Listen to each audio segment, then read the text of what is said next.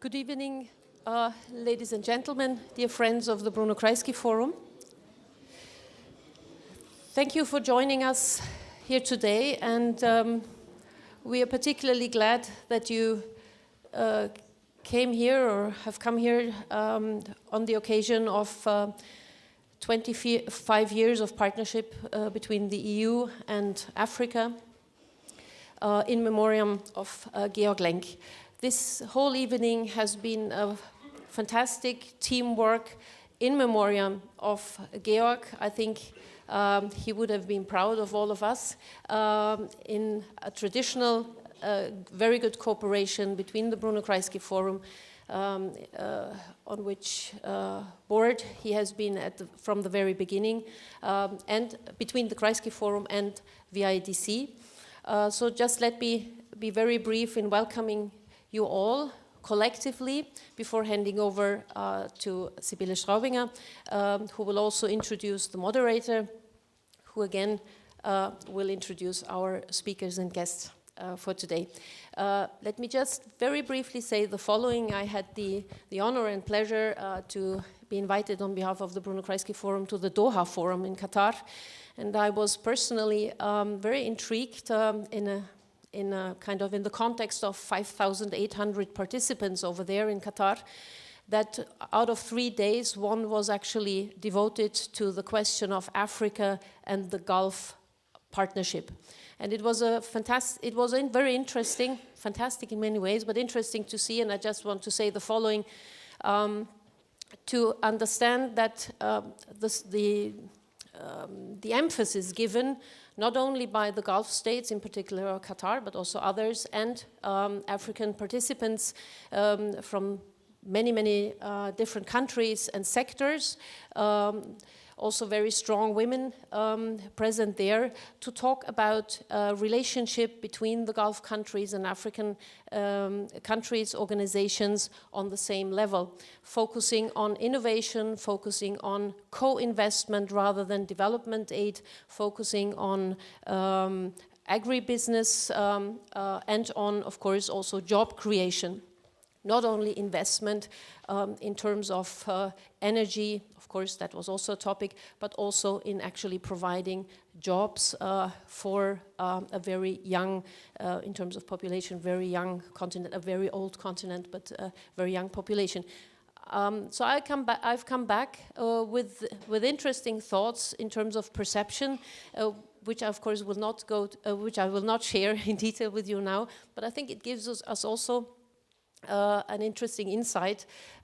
Also the former commissioner Jutta Uikipäinen, thank you, Uipilainen, she was commissioner for international affairs, also speaking, and the former head of the Finnish Social Democrats. She was also giving a speech there because she was commissioned in her job to start designing the strategy of the EU for Africa and the strategy of the EU towards the Gulf states. So there was a constant question, which also might come up, might come up also today. So it's not only the EU and Africa, the African Union, but also there, of course, as it might be a topic of today as well, other players that come as competitors, sometimes better equipped, sometimes not so much, so as competitors to the European Union. So with this very kind of interesting insight from the last 3 days, I will hand over, and thank you again for being with us, and I hand over to Sibylle Straubinger. Thank you. Thank you. So, a warm welcome also from my side on behalf of the Vienna Institute for International Dialogue and Cooperation. Since 2011, the Kreisky Forum and the VIDC have been cooperating in the framework of the Africa Club. It's an informal discussion forum concerning African issues, and where people of public institutions, the African diaspora, and the civil society are coming together. Initiated was this by Georg and Franz Schmidtiel. Franz Schmidtiel is the former deputy director of the VIDC, who this year handed over the African desk of the VIDC to Miriam Mukalazi, and she will later also moderate this panel. So I'm delighted that these internal changes, but not only these internal changes, especially, of course, the 25 years of EU-AU partnership and the recent EU and AU summit in Luanda, and also the Austrian planned African strategy, are reasons enough to conclude this year with a joint event and to examine the state of relations between the continents in quite an extraordinary and times and of a new geopolitical shift, I would say. So I'm delighted that today we have not only a panel of distinguished speakers to discuss this, but also a keynote. And let me introduce the keynote speaker briefly. He has been working on this topic for decades and had also close ties to the Africa Club. Geert Laporte, welcome. It's great to have you here. Geert Laporte is a senior associate at ECDPM and its former senior executive. He holds a master in contemporary history and development studies, and his expertise lies in the EU's international partnerships and the 2030 Agenda of Sustainable Development. He has a focus on governance, democracy, conflict resolutions and security, migration and development, and other related topics, I would say. And today he will focus on the major achievements and the potentials, but also on the challenges of the EU-AU partnership. I wish you all a pleasant, interesting and inspiring evening, and thank you very much for your time and for your input, Geert. The floor is yours. Thank you.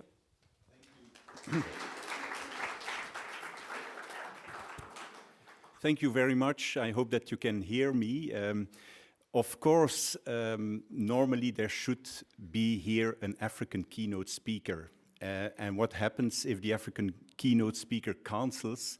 They call a retired person who has been working on these issues for quite some time and who happily is still following these issues.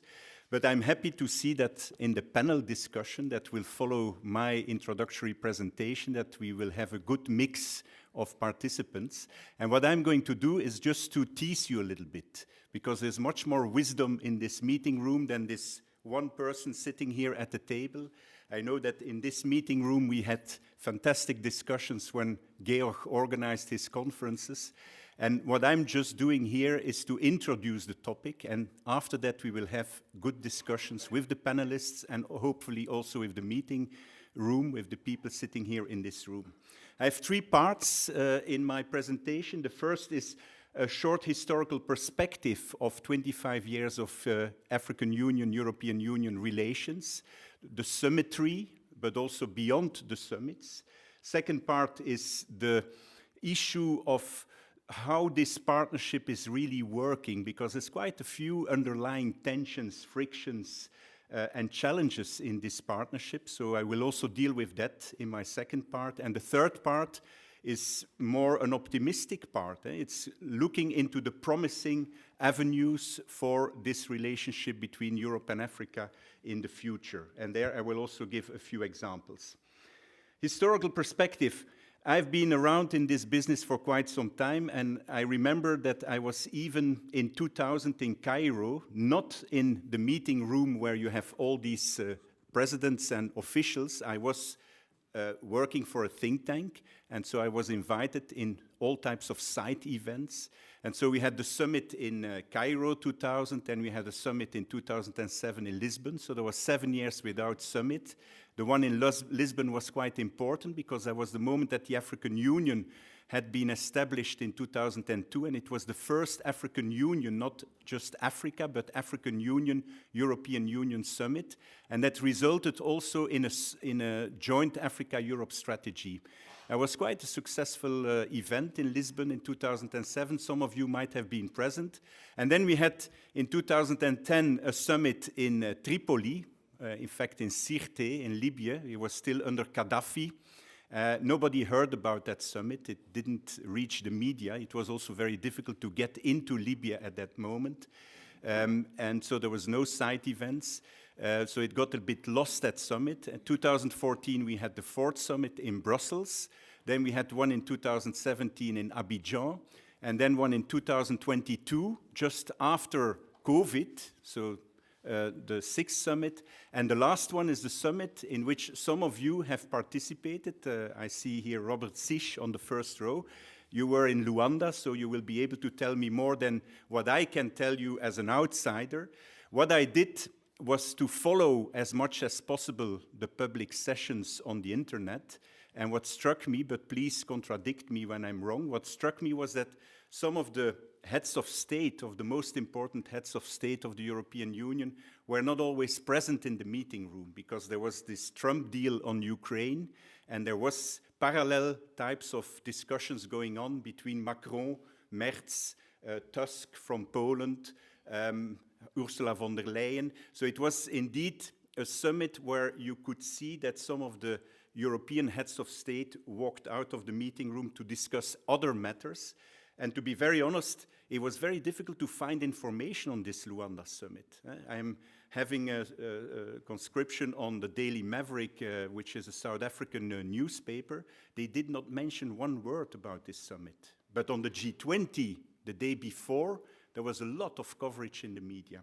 So it gave the impression for an outsider that it was a bit an event that was done for those who were present, but that the mindset was probably elsewhere for some of our European leaders. And I fully understand that, because Ukraine is a very big, important issue for us Europeans. So we should, of course, be aware that this is the reality of the game. But then we should not say always, as we always do in these summits, that Africa is the most important partner for the European Union, that Africa is a unique partner, that the partnership is growing and deepening in scope, ambition, political significance. Ursula von der Leyen said in Luanda, more than ever, Europe and Africa need each other.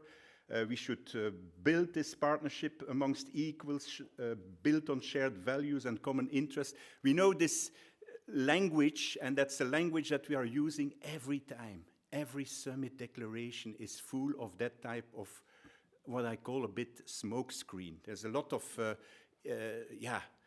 coverage of intentions which are not necessarily followed by deeds and by concrete actions. And then mostly the European Union puts an envelope, a financial envelope on the table, and mostly they are juggling with big amounts of money.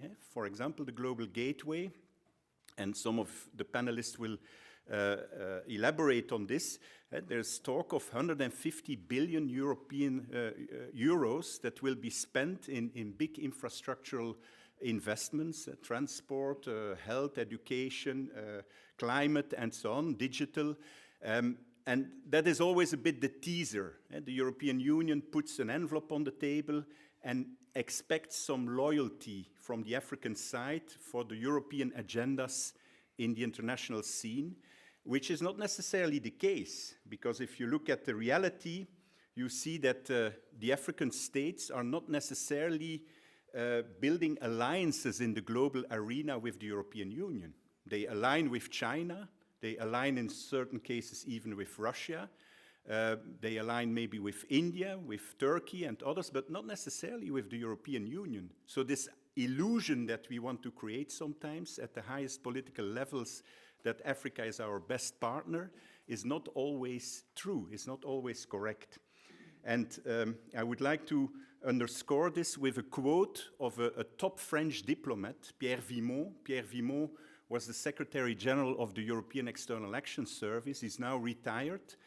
He was French ambassador, he was European ambassador, and he said recently in a debate in preparation of this summit, things have gone worse. We don't understand each other. We don't speak the same narrative. And that's very different from the official declarations coming out of these summits. So this is already an element to challenge you to have some debate. So let's maybe look at some of the major underlying grievances, major underlying frictions and tensions. And first of all, I think there's African irritants about Europe. Africa still uses the word colonial attitudes, patronizing attitudes by the Europeans. The Europeans have, to a certain extent, proposed a number of deals on a whole range of issues, and the African side always has perceived this a bit as a kind of, we know what is good for you. For example, the economic partnership agreements, the free trade agreements. Trust us as Europeans, we have the best intentions for you. And that's very patronizing. And that is a style that is slowly disappearing, but it was definitely still present in some of these summits. Then we also have had a lot of hollow promises, and the African side are not always believing that the intentions that are being put forward by the European side are genuine. They always say, and that's a quote that I have retained from many of the talks that we had in all these years at TCDPM with African policymakers, the European Union never makes concessions on issues that really matter to us. And that's an element that comes back in the irritants that Africans are pronouncing on Europe. But Europe also has irritants about Africa. The biggest irritant that European policymakers have, and that's something they repeat all the time, is, look, we are the biggest donor of development cooperation to Africa. We are the largest investor. We are the largest trading partner. But Africa does not stand with us in the international arena. Why is this? There's lack of African support to the EU after the Russian invasion of Ukraine. Many African countries abstained in the United Nations. Some of them even voted in favor of Russia. Very few countries, but definitely there is this perception on the European side that Africa is not loyal to us Europeans who are doing so well in Africa. That's the perception from an African perspective. And then, of course, Africa or Europe is also irritated about the fact that there is in Africa at this moment, yes, a lot of opportunity, yes, a lot of change happening, but at the same time, we see that there is a sliding level of governance, of democracy, more coups d'etats this week in Benin, an effort to do a coup d'etat, the week before in Guinea-Bissau. War, Sudan, we have a Sudanese representative here. Conflicts in the Horn, in different countries like Ethiopia, there's conflicts in different regions. So if you look, the Sahel not to mention, of course, as also one of the conflict areas. And also there, Europe is quite irritated. They say, why is Africa not putting its own house in order? Why is it not having an African Union and regional economic communities, regional organizations that are better performing in putting order in the chaos that you sometimes have in Africa? And they feel that the African Union is quite powerless, that it is not really sticking to the commitments. 97% of African Union resolutions and commitments are never implemented. I know that we as Europeans also do not always have a good track record on this, but it is a reality that frustrates some of the Europeans, European policymakers. They say, yes, Africa complains about these joint declarations, but they don't provide enough input in it. We always hold the pen. And the African side says, yes, Europe holds the pen, we are not co-responsible. So there's this blame game that is going on. And particularly at the political level, these irritants are coming back all the time, and that's already going on for quite a few decades. And it is not necessarily changing a lot. These are political tensions, irritants, but there's also tensions on substance. If you would talk in broad terms, and you read all these official declarations, it looks as if we have perfect agreements and perfect convergence on major global issues like, for example, climate change, sustainable energy, raw materials, critical minerals. You read these you read these declarations and you think there's perfect consensus on all this. What is the problem? And then I recall that, for example, the ambassador of Kenya in Brussels, Mr. Ndemo, he said it in a very subtle way in one of the interviews with colleagues of his DPM. He said, when you are getting to the details, there are quite a few areas where adjustments need to be made. And indeed, if you go into the details, you see that there is more divergence on major policy areas than convergence.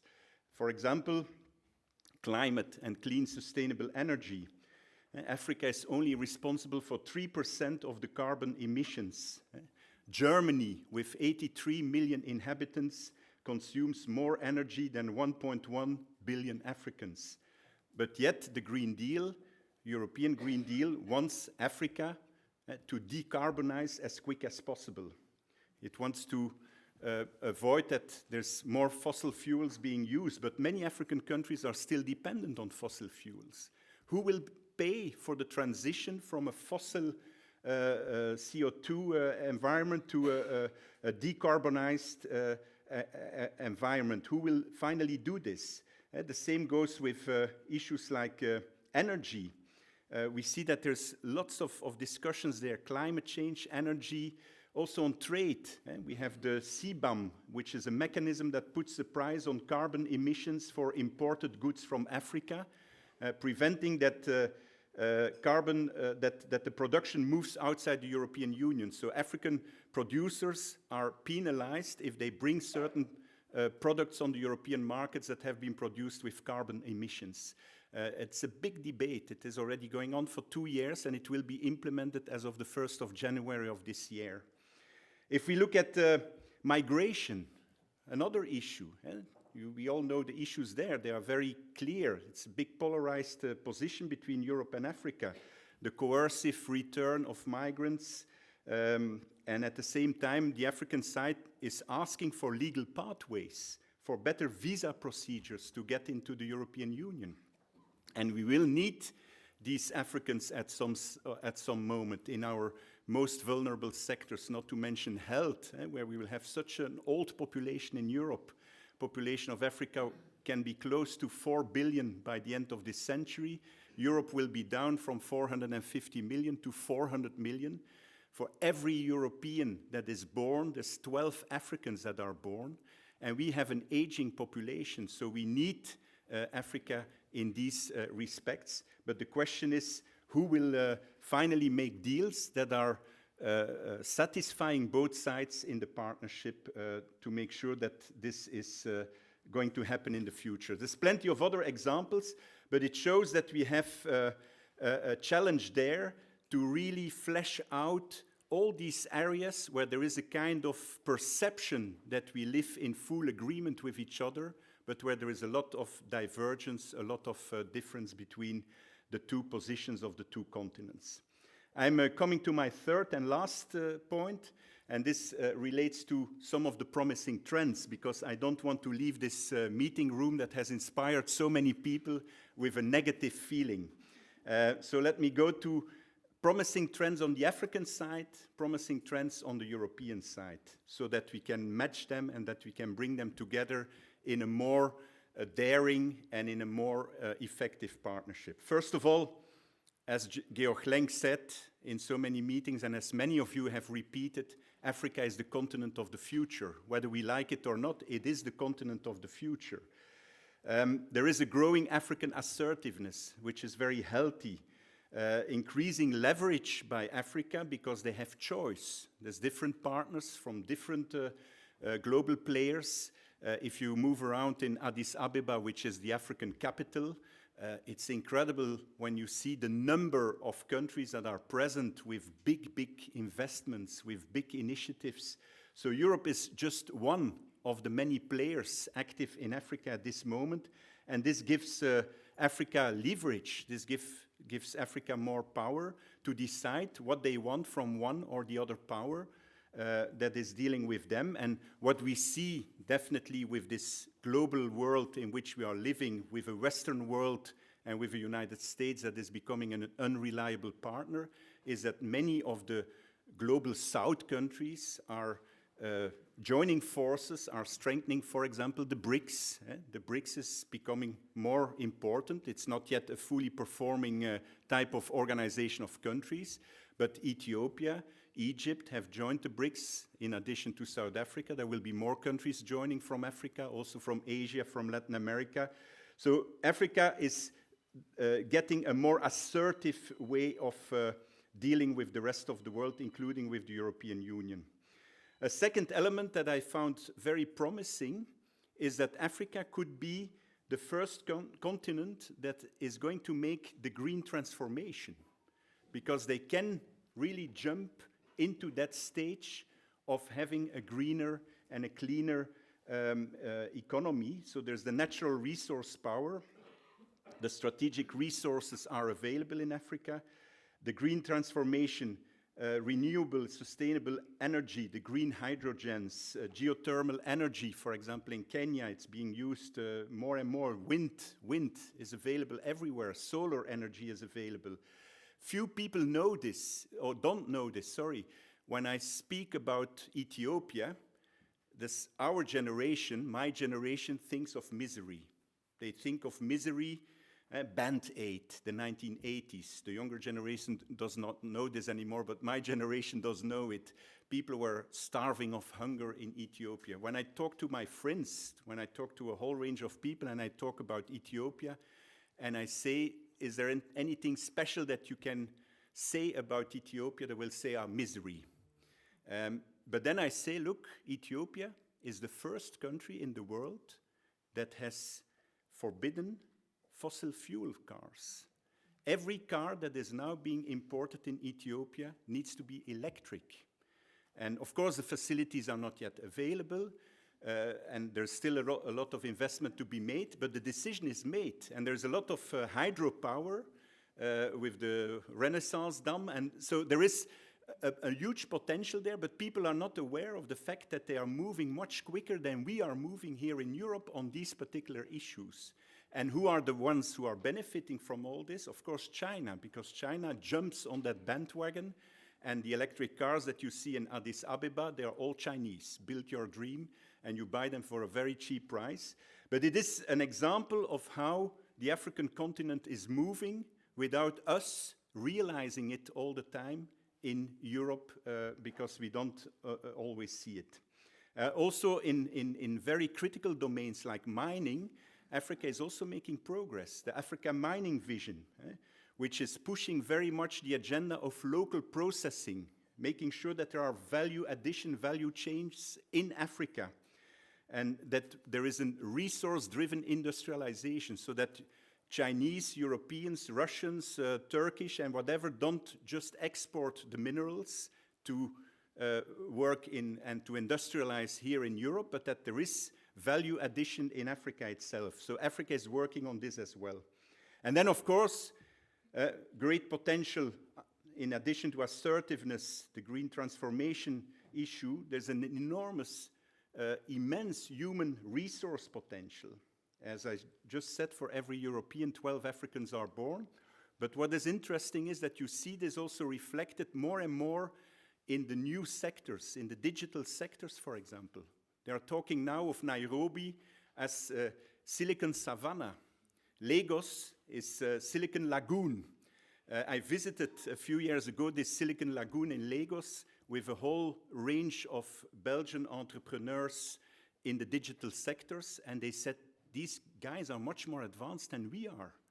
And what they told me in Nigeria and Lagos was, we are making it in the digital sectors with very innovative techniques in spite of our government. Our government is not helping us, but we have no other choice than to move forward with this new generation. And this is not, of course, the case in all African countries. There's a big distinction between different countries, but it is clear that there is a lot of advancement happening. And maybe as a precondition, I would like to say that there's still work to be done on the governance issue in a number of countries. And this is a neglected dimension more and more in all the discourse that we have with Africa. There's an economist, leading chief economist of DFID at the time, professor now in Oxford, Stephan, and he had a book 2 years ago that was called Gambling on Development. And he said, look, those countries in Africa that are moving forward are the countries that have the basic rules of law in place. Maybe their democracies are not working perfectly, but the governance, the rule of law, the business climate, the fight against corruption, that is working, and you see that these countries are progressing. And this is, of course, not the case for all African countries. And you see that the European side, the Chinese, they go to the countries that are, of course, offering the best perspectives for profit making. Last point, promising trends in Africa. I gave a few examples. I also see promising trends on the European side. I think Europe is becoming more modest. Europe is becoming more understandable. And what I would like to stress is something new, and that brings me to the point that Robert and others will elaborate on. You see in the past 5 to 10 years, even more recently, a number of national bilateral Africa strategies. And bilateral Africa strategies that are not just produced by the traditional colonial powers of the past, France, Belgium, Portugal, but that are produced by countries that never have had a colonial relationship with Africa, but that see an interest in Africa. Austria is one of these countries, you could say, but also the Baltic states. A country like Estonia is very active in the digital sector in different countries in Africa. The Nordic states. And I think that is very, very promising, because we seem to gradually understand that we have to abandon the North-South dependency logic. I'm very much opposed to North-South cooperation because it has this dimension of donor-recipient. And that is not the future. The future should be working towards common interest, working towards a way where both parties see a real interest to work together. And this is already happening. I was in a debate last week in Belgium with the Namibian ambassador, and she was extremely positive about the way the Port of Antwerp is working with Namibian ports, also in the sectors of green energy, hydrogens, and others. And then the question arises, where stands Europe with all these actors that are trying to get an influence, a foot on the ground in Africa?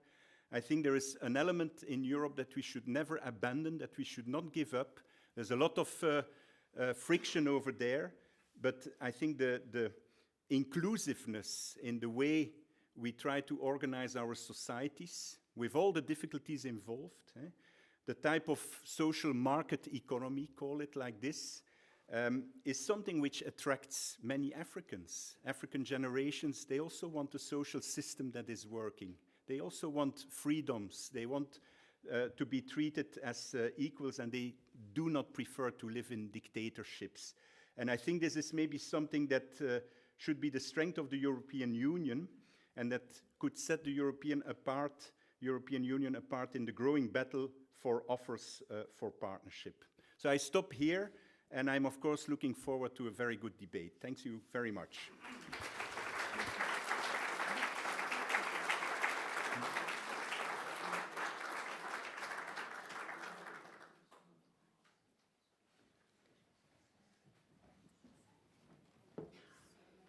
I go. Yeah. So this is my bag.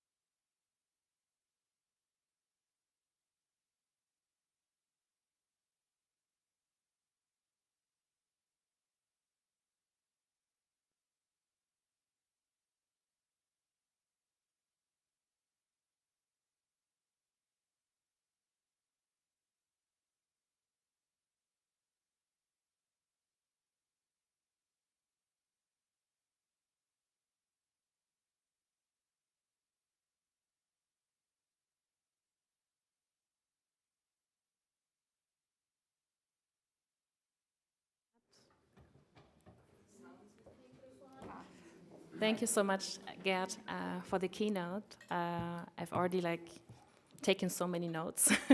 Let's see whether we can all talk about them today. My name is Miriam Mukalazi. I'm leading the Africa Policy Program at the VIDC, and I have the honor to moderate today's session. So I think today we have heard already from Geert a lot of the tensions, but also possibilities and chances for the future Africa-EU partnership. And I think with our distinguished guests and also our excellencies in the audience, we could have like a really productive conversation tonight, not only on the panel, but also during the reception we are going to have afterwards. So let me introduce our distinguished guests. First of all, I would like to start on my left.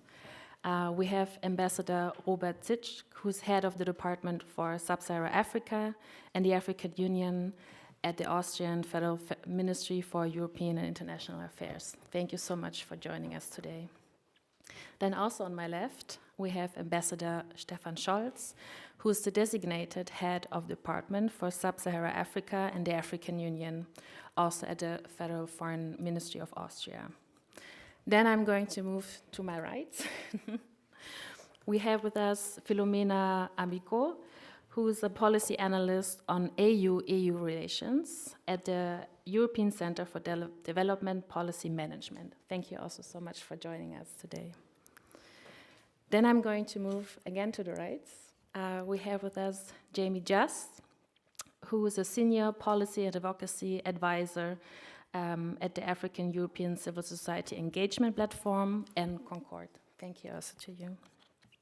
And then here on the right, we have Georg Krenn, who is an Austrian commercial counselor and head of Advantage Austria at the Austrian Chamber of Commerce in Cairo. Also, thank you so much for joining us today. So this evening, we are going to have roughly a little bit more than 1 hour, depending on the time schedule. So we started a little bit late.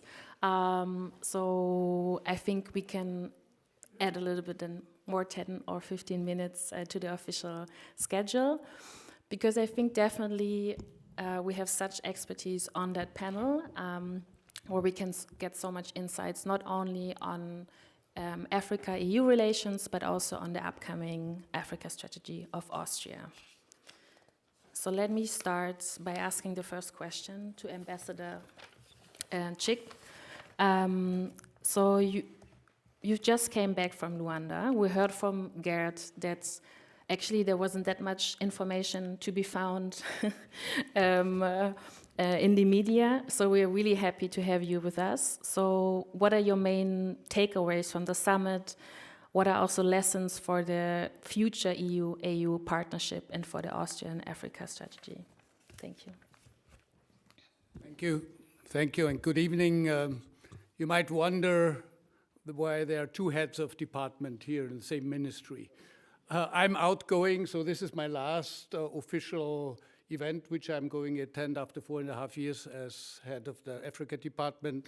Stephan Scholz will take over on the 5th of January. I will move on to New Delhi and will follow a little bit from a longer perspective, a longer distance, the Africa dossiers. Coming back, I mean, Geert, we've worked together for quite some time, and it's always good, you know, and I come also from academia, to listen to academia think tanks. I will provide you with a practitioner's point of view. I've witnessed 2 summits on the level of foreign ministers, and I've now participated twice in EU summits on the heads of state and heads of government levels. Yes, like in politics, there's the official images which you get through the media, and there's what is really going on the ground. And I beg to differ a little bit with regard, you know, to the honesty of the conversations which took place in Luanda. First, of course, with a joint declaration, you always have got a joint declaration. Otherwise, I mean, you would end with a failure in the public perception. And I can tell you the work on the joint declaration was particularly smooth this time. We agreed on it on Sunday afternoon. which was the first time that we were so quick in finalizing the work on it. Why? What I've witnessed is that, I mean, now with this series of meetings in the past 3 years, both sides know each other now pretty well, especially from the African side, because there are too many regime changes. And we know what we can expect from the other side. So, say, the expectations are more realistic. So, joint declaration, of course, is a summary of what we can all agree on, and there are no long discussions on Russia, Ukraine, because you know that the African partners cannot accept a stronger language and vice versa. But what I've witnessed is, and you mentioned that the leaders were in and out of the room. Of course, they were discussing because unfortunately, this was a bad timing with regard to Ukraine and Russia. Of course, they were talking about this issue because this is a very important issue for us. But I can tell you, and this has not been in the media, and they have been also talking very much closely, bilaterals with African partners. And what I would also like to mention and emphasize is that participation attendance was extremely high, both from the European side and also from the African side. And Luanda is not just around the corner. So if you have seen all the big leaders in Europe coming to Luanda, testifies of the importance of the European Union and European leaders attached to that partnership. And if you listen closely to the very short statements of the European leaders, I mean, they are honest. This is a sort of a dialogue. This is not just reading from a script. There is, I think, a good occasion for bilateral meetings, but also discussing in the plenary those issues. Of course, these are issues of common concern. There's nothing exceptional in it, but I think our partnership after 25 years is now pretty mature. Second point, what lessons do we learn? I guess we now move from joint declarations, exchange of words and statements, to concrete action. And of course, you've got these slogans of global gateway projects, Team Europe initiatives. Of course, these are big envelopes, and of course, it is difficult to implement them. But if you really look at the individual countries, which projects are implemented under the umbrella of Global Gateway or the Team Europe initiatives, there are many concrete and maybe coming back to one of the examples which you have quoted, energy transition. There's a big program in South Africa, the Joint Energy Transition Program, I don't know the number, but extremely high, to assist South Africa in that transition. With migration and mobility, Austria as a modest country and new on the African continent, migration and mobility, what are we doing? I traveled on to Kenya, and we had meetings in the Foreign Ministry and the Ministry of Labor, because what we want to do is to get Kenyan nurses, Kenyan caretakers, Kenyan IT specialists, and Kenyans in the hospitality sector in Austria. And we are now devising a procedure how to bring them from Kenya to Austria. And this will be worked out in the next month. So these are concrete results. It's not just a big envelope, and you can go through many of those projects. The problem always is it's difficult to sell. It's relatively technical, and of course, we all know Brussels is always very complicated. So we are not very good. But I think we are moving quite a lot on the ground. Third takeaway or lesson which I can see, EU chairs can make a difference. Angola has been very successful. President Lourenço could keep the African Union pretty much together, and still you need to know that the African Union is not as far as advanced with regard to cooperation amongst each other as the European Union is after so many years, so they have got still difficulties to coordinate, to agree at a common position. So I guess they are also slowly making progress, but of course it is difficult because maybe it has already been mentioned. If we talk about Europe, it's the 27 members of the European Union, and we are pretty diverse and we have different perceptions. And if you look at Africa, you've got 55 completely different countries with completely different regimes. You've got military governments, you have got autocracies, you have actually not that many true democracies. So Africa is not Africa. These are a bunch of many different countries, and this makes cooperation extremely difficult on a country-to-country level. And of course, we will not forego the pillars of the European Union. And third and last point, because I want to be short, is we are well aware, and this summit is a summit among others, which the African Union has with other regions. They've got with Russia, with China, even with Japan, with the Arab states. So we need to realize, and I mean, we as Austria have always done, some bigger partners in the European Union maybe have not figured that out yet, is that those countries can choose. And I talked to actually the head of the EU delegation. She said, you know, the government she's serving in, it's like in the supermarket. You choose the partner with which you want to have cooperation, this area and the other area. So this is perfectly legitimate. Of course, we are in that sort of a little bit of a competition with other countries, but I mean, I always don't like the expression of competition because I always come back, you know. And what, that's a really last point, is what we hear from our partners and also in EU partners, EU delegations, is that more and more countries, like South Africa, for example, on a daily-to-daily basis, on a daily context, they realize that the European Union is the most reliable partner. And I'm told that now Ramaphosa is talking to the European Union more seriously. He's much more interested in cooperating with the European Union because, and this is, and I will like to end with that, I still think, you know, it's not a competition in the final end. The European Union has the best offer.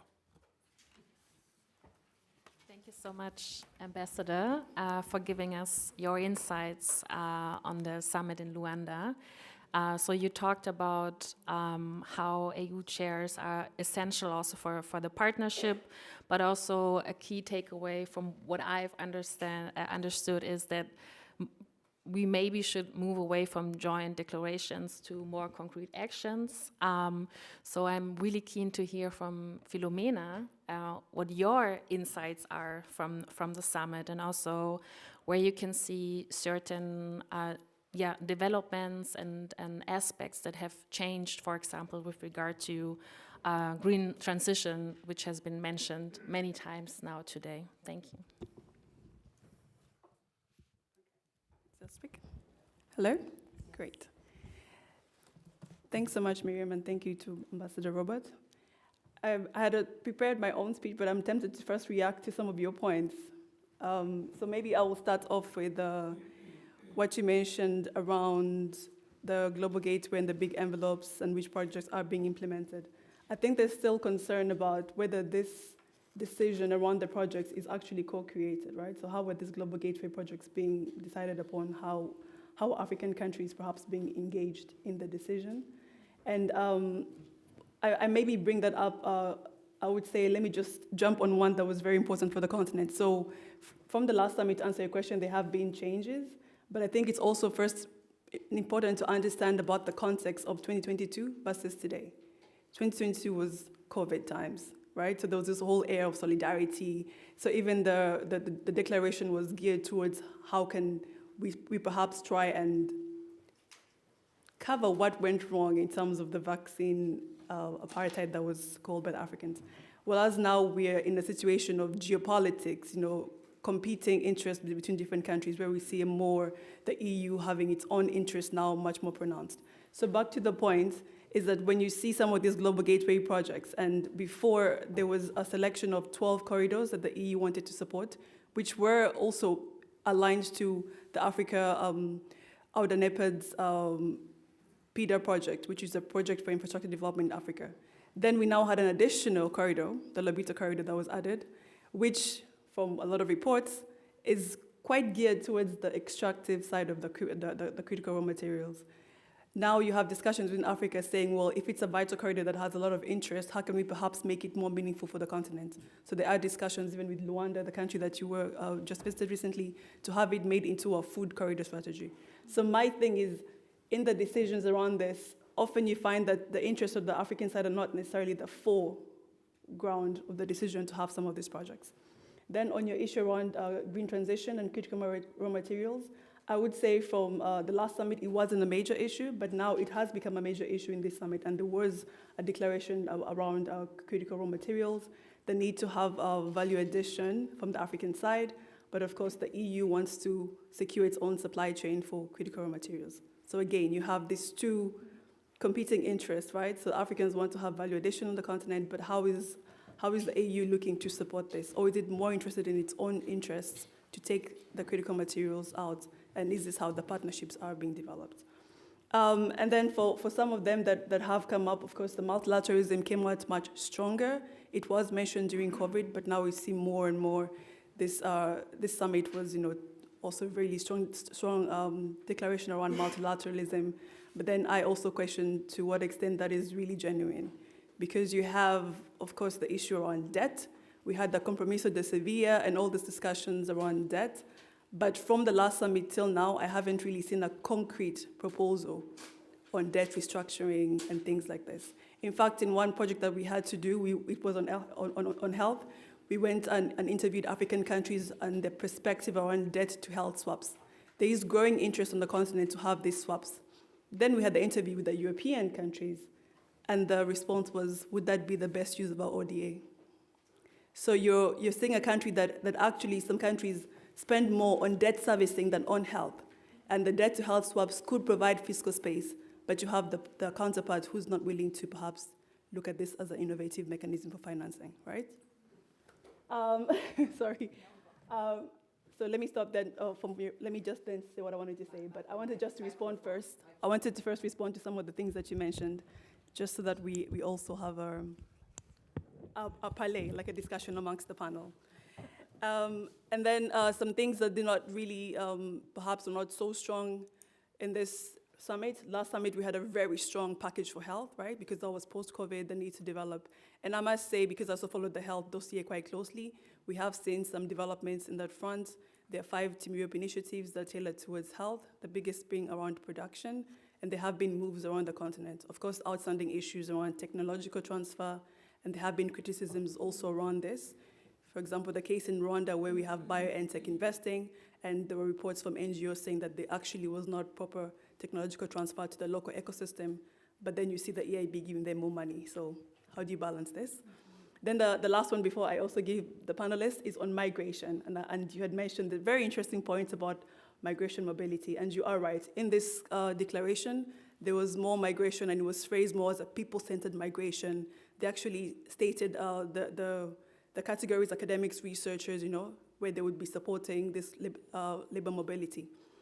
But then I also have to question the reports that are saying that the EU now wants to have conditionalities for countries that fail to take back their migrants using trade. So you're on one side saying you want to have more labor mobility, or the other side discussions around using trade to sort of penalize countries that don't take back, their return asylum seekers. So yeah, those two don't balance for me. And we can continue discussion, but I wanted just to share those few points.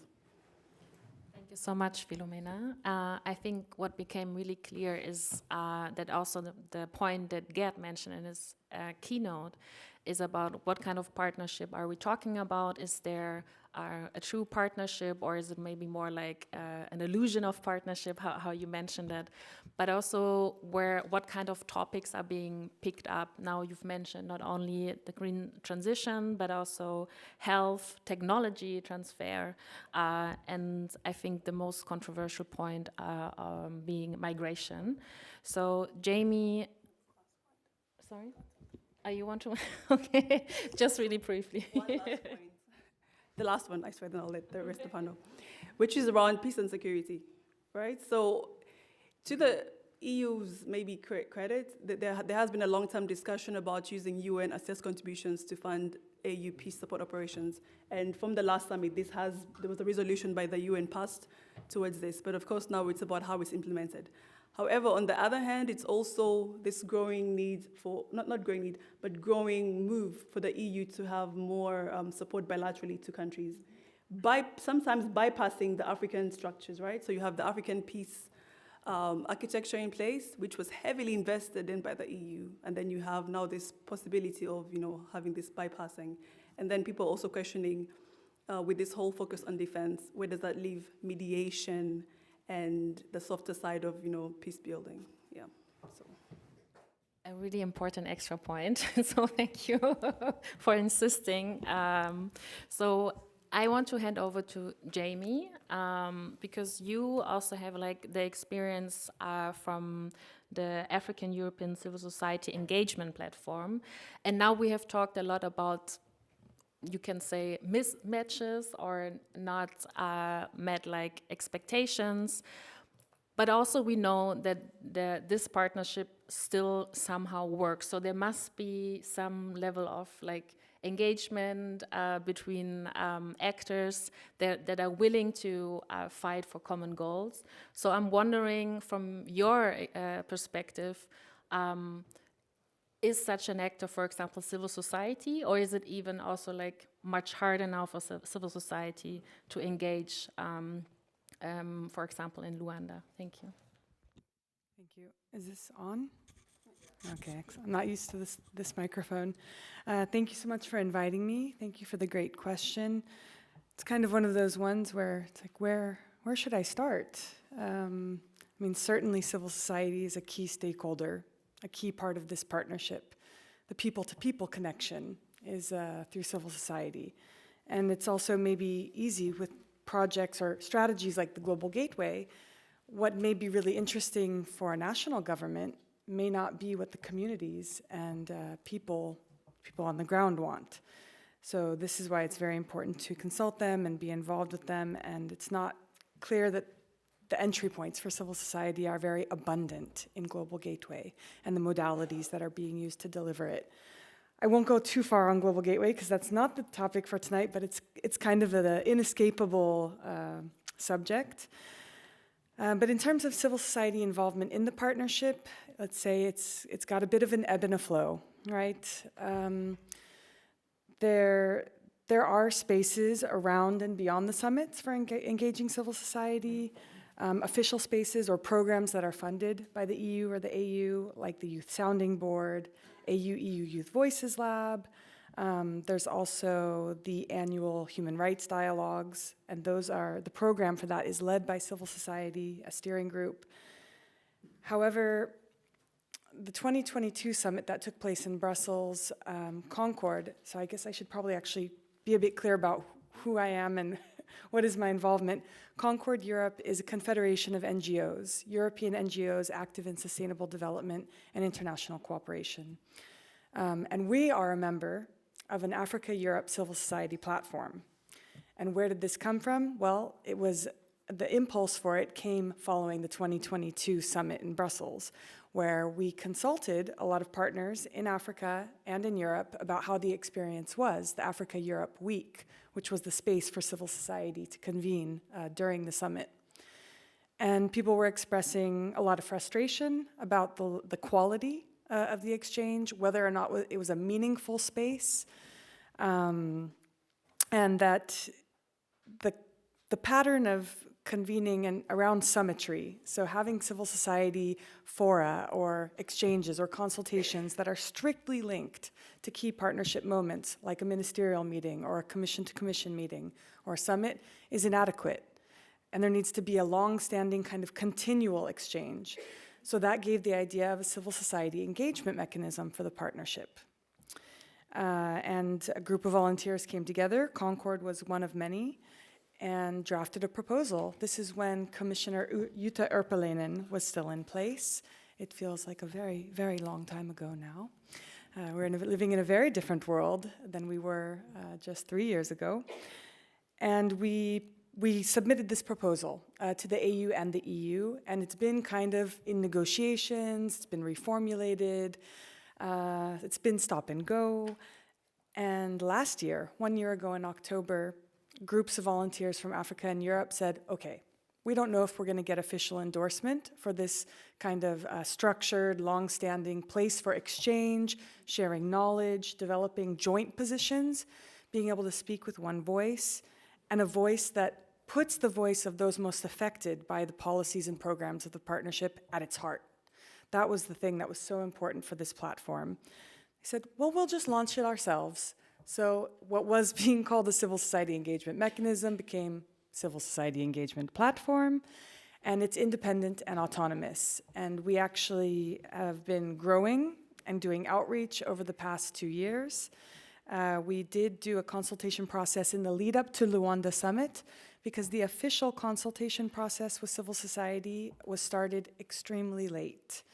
I can go into details at the reception after if you like, but it was not able to be meaningful and to really say that it's representative and legitimate.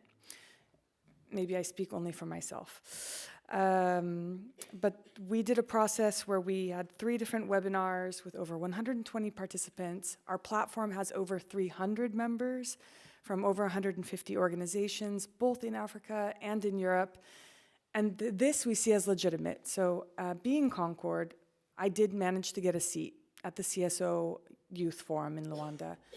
But I went there wearing the hat of the Civil Society Engagement Platform, and I took our joint statement that we made with partners that reflected the realities of pastoralists, smallholder farmers, groups of women with disabilities, I mean, everybody, groups that work on debt.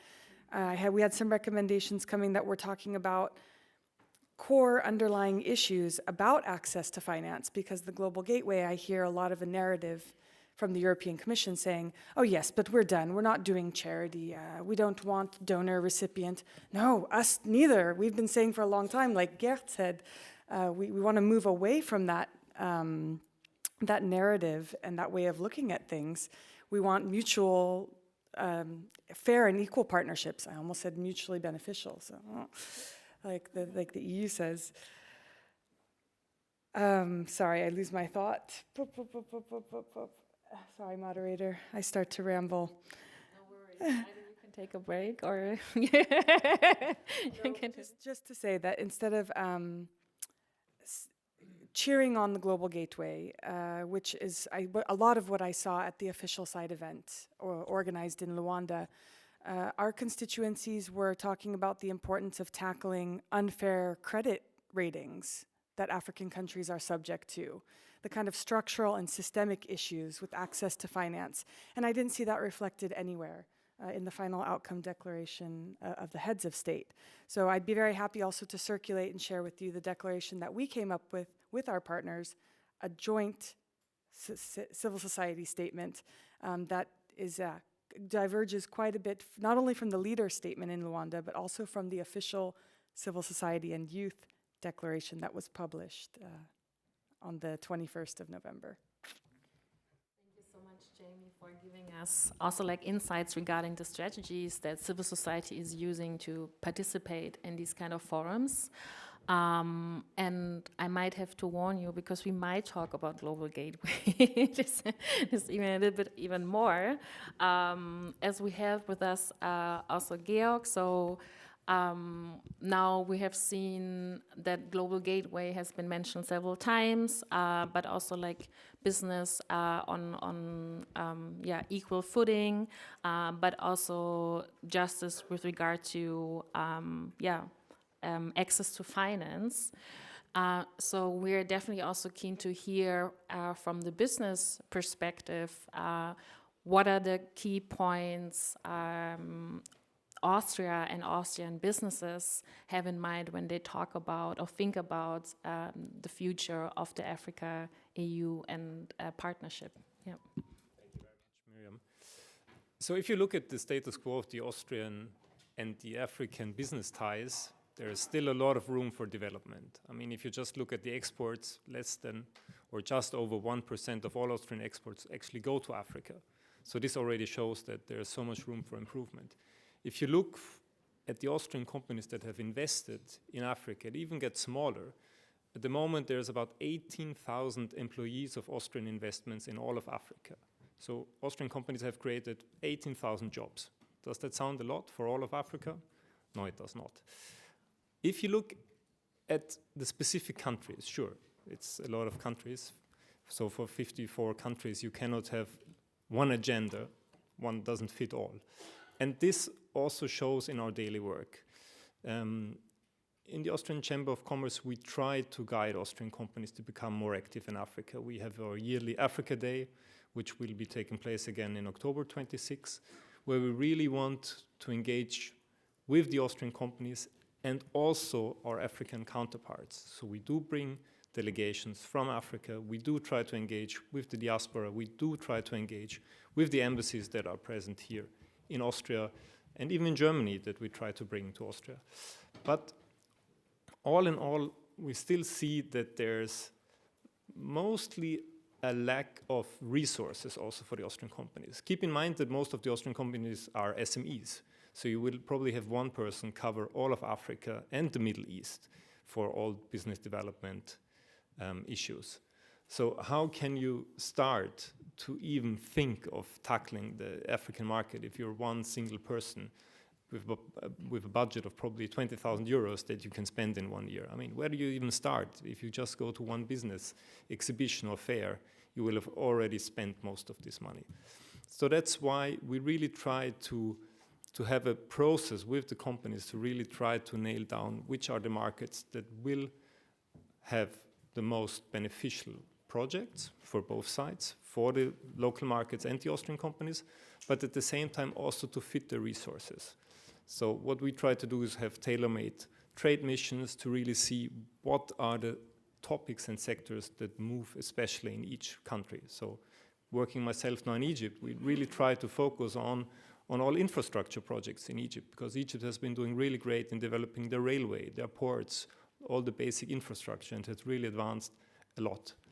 And this goes especially for country to country. Looking at my colleague in Morocco, they really try to look at manufacturing, because what we see is that Austria does not use Africa yet in their global supply chains enough.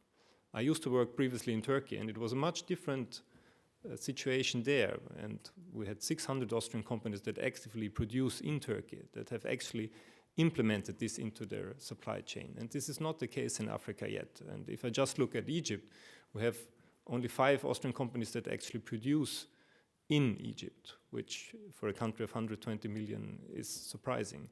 And none of these is actually implementing the products in the global supply chains, but it's only for the local market or the neighboring countries. And again, if you look at it, a lot of it comes down to financing and taking the risk. Austrian banks, I hope I don't step on anybody's foot, are a bit conservative when they deal with Africa. And we see it on a daily basis that it's a fight to access capital. So that's why I think that Global Gateway is very much needed, and very much needed in a more progressive way even. If we compare how Chinese companies attack the market, how Turkish companies attack the markets, it's such a different story. And we had a very interesting example when there was a tender by the European Investment Bank that was won by an Austrian company last year in Egypt.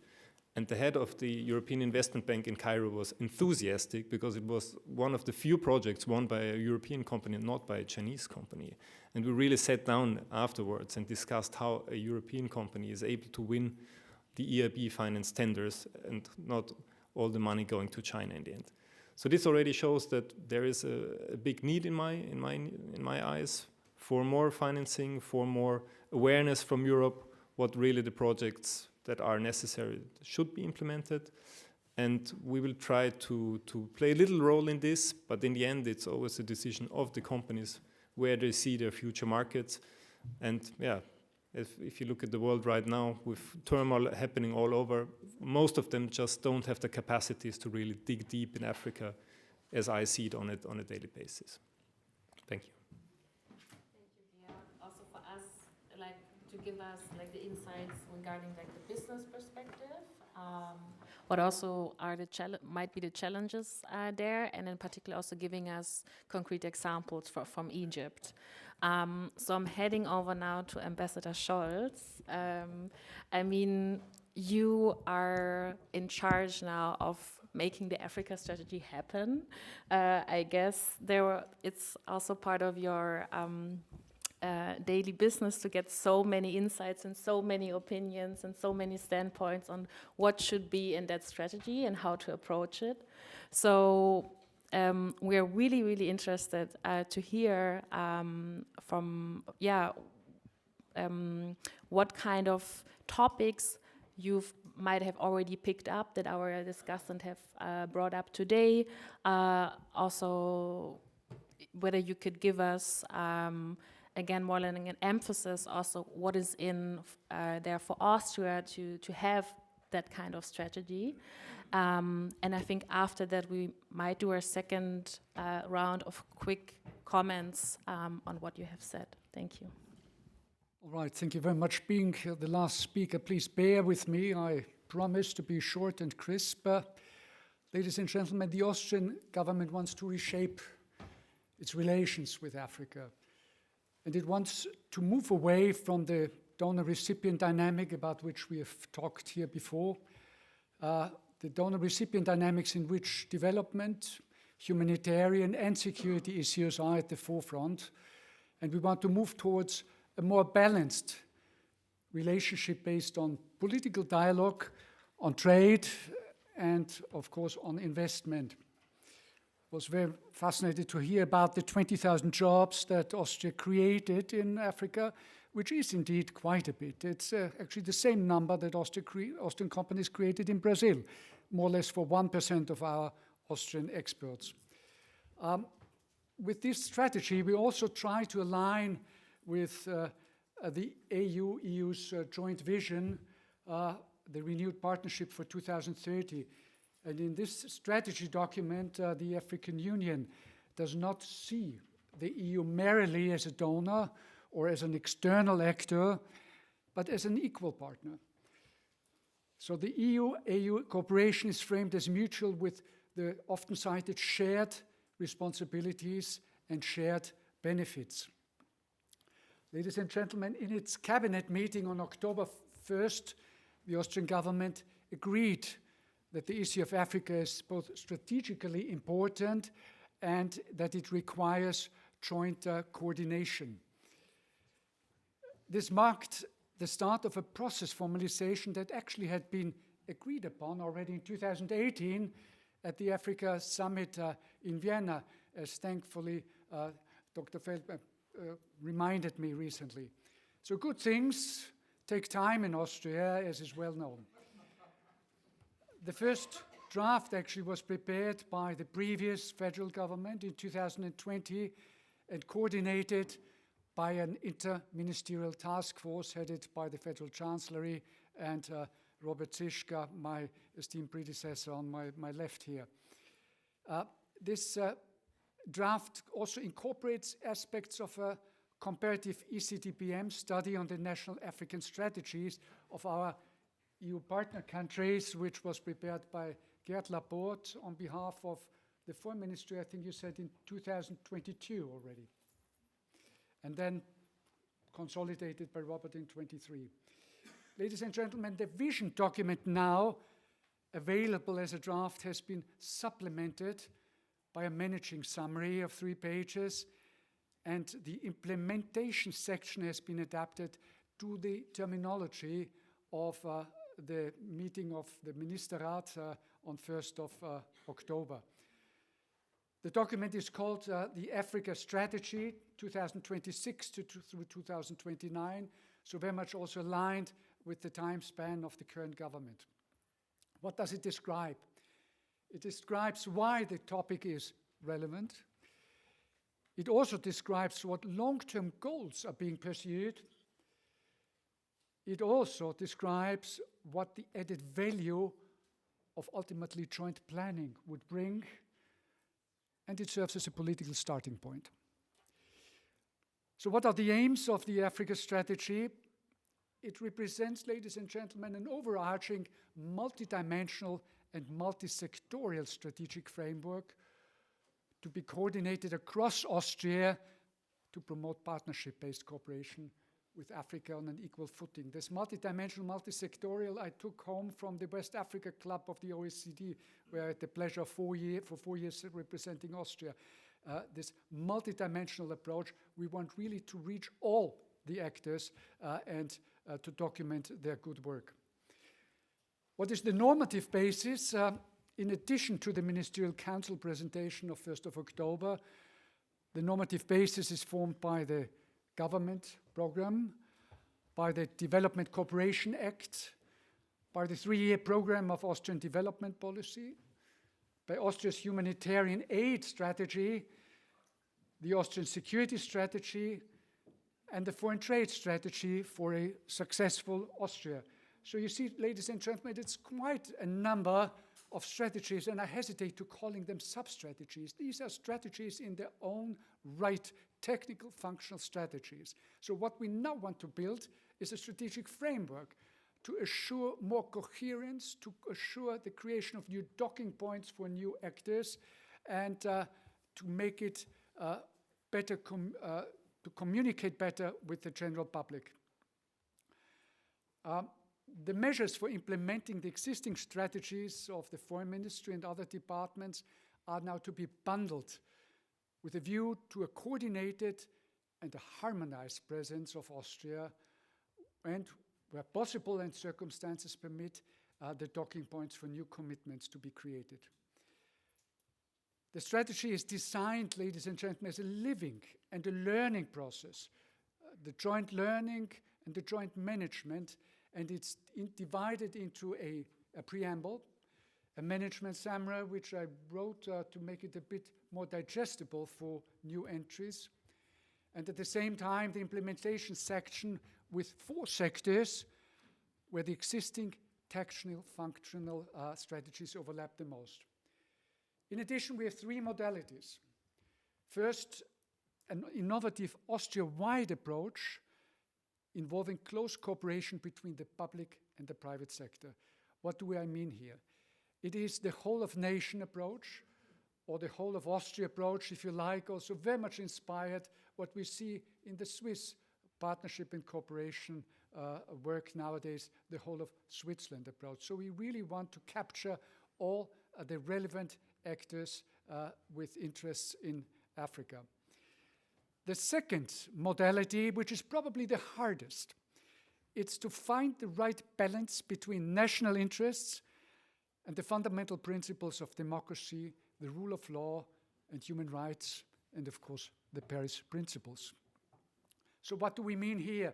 We want to uphold the value-based policy as a strategic added value based on the cited principles, and make sure that they are not at odds with interests, but rather enable our partners to pursue common interests in a sustainable manner. So these are the benefits that the EU strategy was talking about before. And the third modality is a results-oriented mindset in all phases, that we want to start from the planning and implementation of measures to evaluation and finally accountability. It is framed as the idea as a midterm review where each of the key partner countries reviews its own performance, and which then will be put together by an external review to further fine-tune the whole strategy. Measurable contributions are to be achieved in the 4 sectors that I mentioned before: stability, security, and reliance. Secondly, economic cooperation. The Council of Ministers talks of intertwining markets, securing value creation on both sides, and exploiting green opportunities. So here we want to support the differentiation of our company's sales and procurement markets in Africa.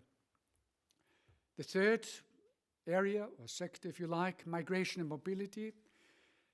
And finally, cooperation in education and science, cultural cooperation, and environmental protections. Ladies and gentlemen, this is it in a nutshell. 4 sector areas 3 modalities, and a strategic framework that captures the pre-existing technical functional strategies and creates docking points, coherence, and synergies on each other's borders. I'm very much looking forward to questions. Thank you so much for your attendance. Thank you so much. Thank you so much for outlining also the key priorities of Austria. I would go ahead and give Philomena maybe 5 minutes to respond to Ambassador Scholz, and then we can open up the floor for some questions from the audience. Thank you so much, Miriam, and thank you, Ambassador, for sharing. Thank you. Can you hear me now? And thank you, Ambassador, for sharing the proposal for the Austria-Africa strategy. I think for me, I just wanted to follow up with some points. Maybe the first one would be around when you speak about the economic cooperation, do you have any specific sort of sectors in Africa that you're looking at in terms of this development? Because, for example, at the moment we have the African Free Trade Area, which is being touted as like a promise to the continent in value addition, job creation. Will Austria be also perhaps looking at ways to partner with the African Union on this? Or are you looking at more specific sectors, food security? Just maybe to ask that. And then the second one on the, I liked it very much, the innovative wide approach with the whole of nation approach. And I guess from CSOs, then it's more to what extent will there be engagement with CSOs around this, diaspora engagement people as well? How will this be organized? And then, migration and mobility again comes up because this is quite a contentious issue in the AU-EU partnership, but I know that it's also the competence of national governments as to how you roll out your migration mobility. So from Austria's point of view, how will you perhaps be dealing around issues of talent partnerships? Because I know at the EU level they have discussions of this, but maybe an indication, will this be part of the package as well? Ambassador Robert had mentioned also about the recruiting of nurses and other technicians. Maybe because I follow health, I also sometimes find that a little bit on the edge, because the WHO does have the safeguards list of countries where there's not enough health workers to start with. So I'm always a little bit cautious when I hear about mobility related to healthcare workers. So how are you going to safeguard this as well? That you're taking talent, but also maybe investing in talent at home. Yeah. Thank you. Thank you, Philomena. You both want to answer, or who wants to go first? Because I could hear you like mumbling like in the corner. Who wants to go first? Got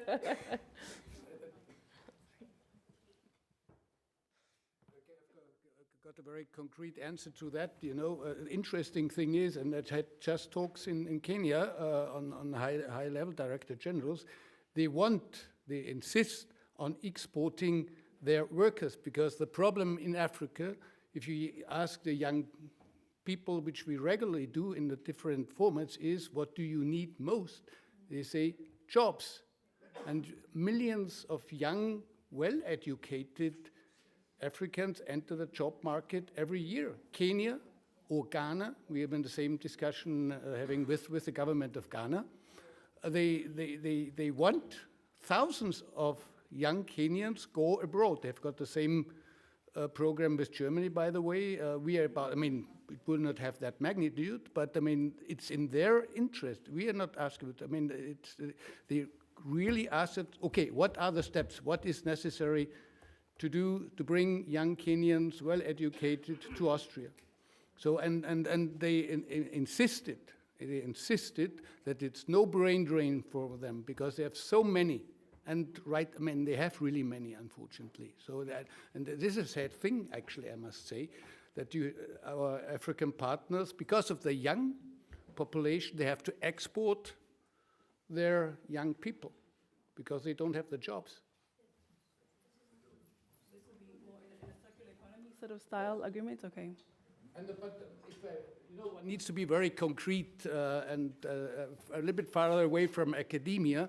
The problem with Kenyans is, and I talked to our ambassador, has been there for 7 years, is the climate in Nairobi is wonderful. And many Kenyans who come here, they feel lonely, and the climate is very harsh. Many return. And the challenge for us is, if we work out that migration mobility program, is that there's a so-called onboarding here so that they feel at home and that they can cope with the climate.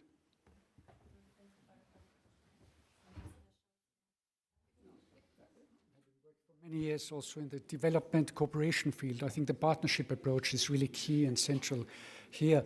And aside only from economic activities, there are also systemic aspects that we can bring to the table of our partners, which is first of all the social partnership of Austria, which has created prosperity and social peace. And the other thing, of course, is dual education.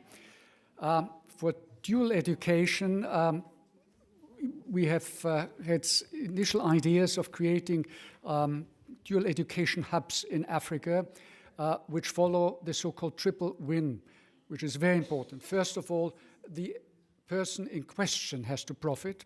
Secondly, the sending state has to profit. And only in the final result, the receiving state should profit. And the key idea is quite simple: to use a pre-existing training institution and to set up with Austrian money a parallel training on the basis of Austrian curricula, which would enable young people already to do their internship in Austria, and after the completion come to Austria to work in Austria for a couple of years or as long as they may wish. And if they wanted to return to their country, to help them then maybe become self-employed and use the skills finally to create their own company. I mean, these are ideas for a rotating mobility which do not only bring brain drain and brain gain on the one hand, but profits and to all three concerned. Geert Laporte has mentioned before that the great need for a green transition, a green infrastructure. In Austria, we have our small and medium-sized companies. We still have niche players worldwide who are actually world leaders in this green transition. I don't know, perhaps you could help us later on with the exact figure, but how many, the percentage is probably beyond 80% of the cities in Africa that do not dispose of a proper sewage and solid waste disposal. So here are many areas where Austrian companies could become active, but how should we help them to manage the risks? And here big government comes back in. We need joint economic committees, commissions, as we had them during the Cold War, because now it is business to government that needs to talk. We need bilateral investment protection agreements. We need social security agreements. These are the kind where the Austrian government and the Austrian foreign ministry can assist Austrian companies to better manage the risks when becoming active in Africa and helping in the transition towards a green economy. Thank you. Thank you. And with that, I would open the floor for some questions.